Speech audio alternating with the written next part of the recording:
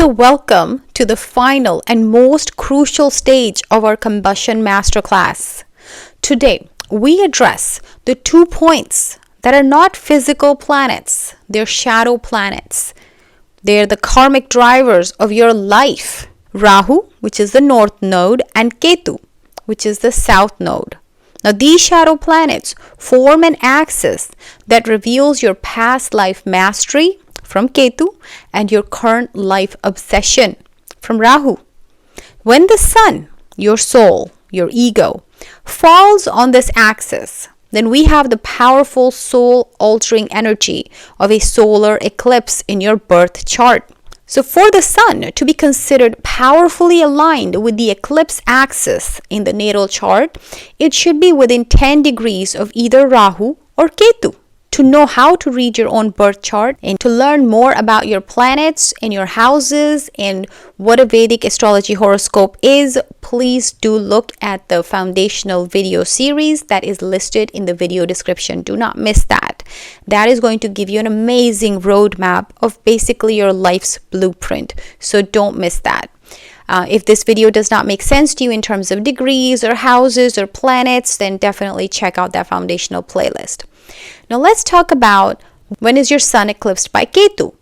If your Ketu is at 18 degrees, say in the 7th house, then your sun must be anywhere between 8 degrees and 28 degrees in the 7th house for the eclipse axis lessons to apply.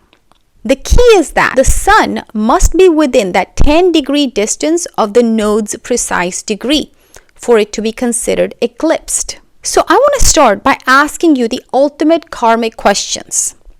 Why do you feel a profound detachment and mastery in one area of your life, yet experience confusion or desperate hunger in the exact opposite area?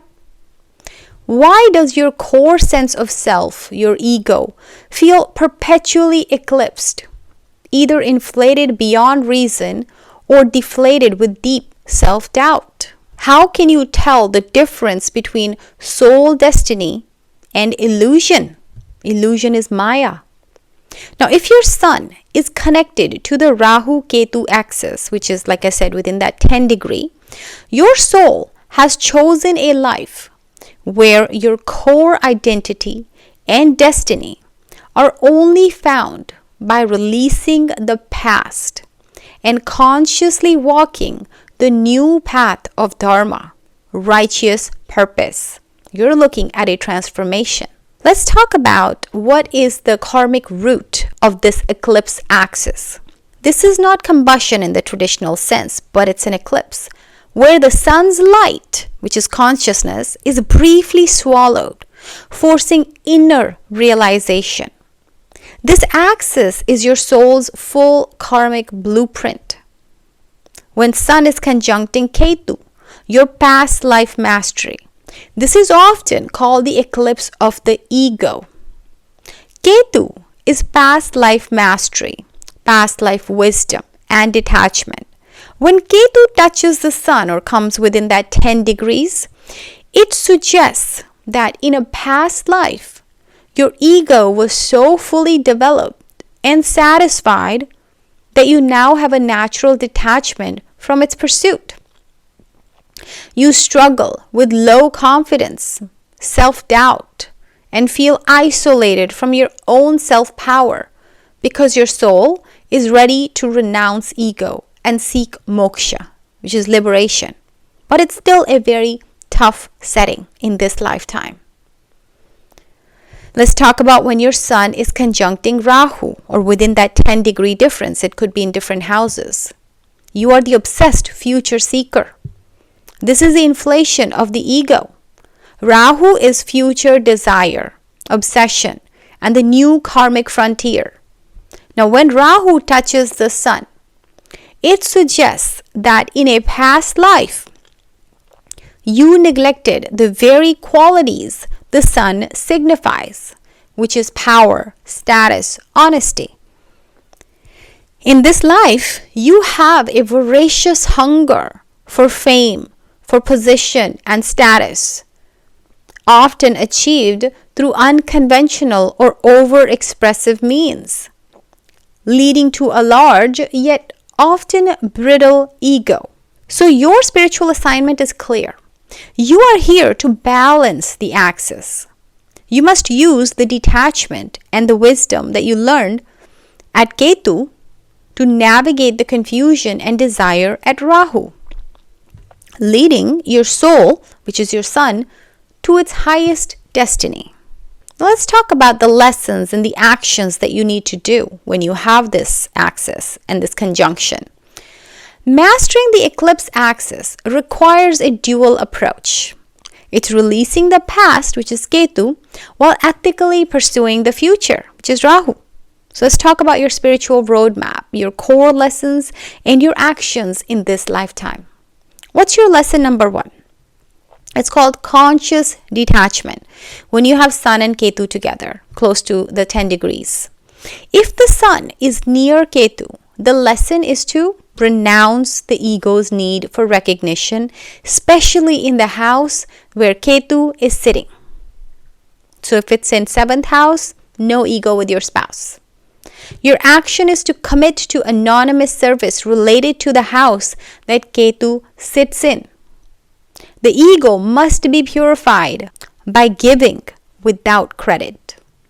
Your confidence will then come from inner knowledge, not external praise. That's important. Let's talk about the next lesson, lesson 2. Ethical pursuit when you have Sun Rahu. Now, if the Sun is near Rahu, the lesson is to channel the obsession into ethical ambition in the Rahu house matters. Your action is to commit to a structured, disciplined, and traditional approach to achieving Rahu's desires. Rahu loves shortcuts, but you must choose the long, honest Saturnian path to purify the ambition. That's next lesson number 3. Honoring the eclipse. What you can do is you can commit to one of the following for 40 days. You can practice impeccable honesty in all communications to neutralize Rahu's deception.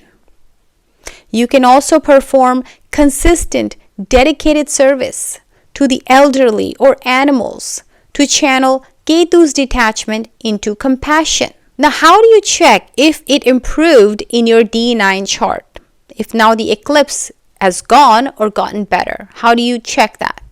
So D9 Navamsha shows the karmic refinement of your destiny and purpose. How do you check it? You look at the signs and the houses of Rahu and Ketu in your D9 chart. Has the energy shifted to signs that are more supportive or houses that show a purposeful direction? For example, Ketu in a Moksha house or Rahu in a Dharma house. What is the goal? The goal is that D9 shows integration.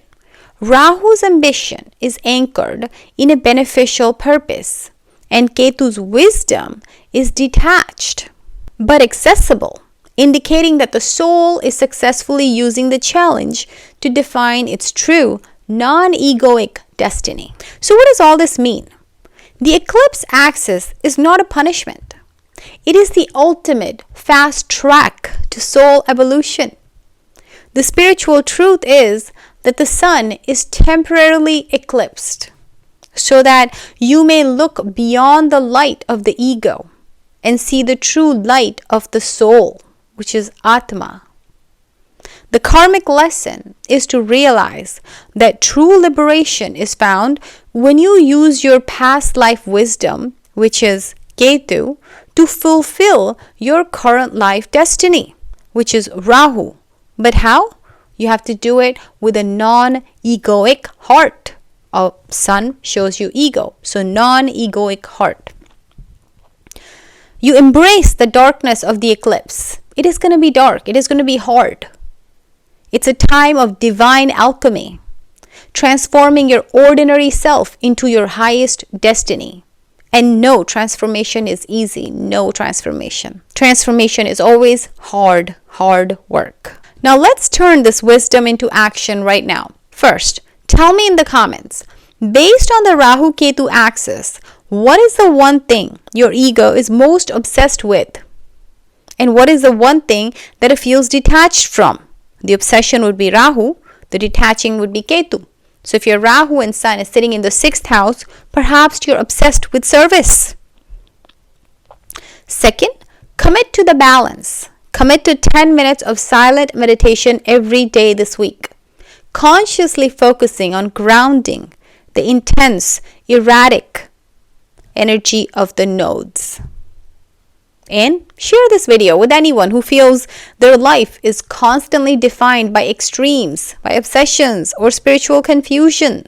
And if you're ready to take this deep dive into your own personal karmic blueprint and need a one-on-one guidance, you can schedule a consultation with me via the link in the About section or in this video description section. Now, this completes our combustion series on all the planets along with Rahu and Ketu. I hope you enjoyed it, and if you enjoyed this video, please give it a thumbs up and subscribe for more Vedic wisdom. That's all for today.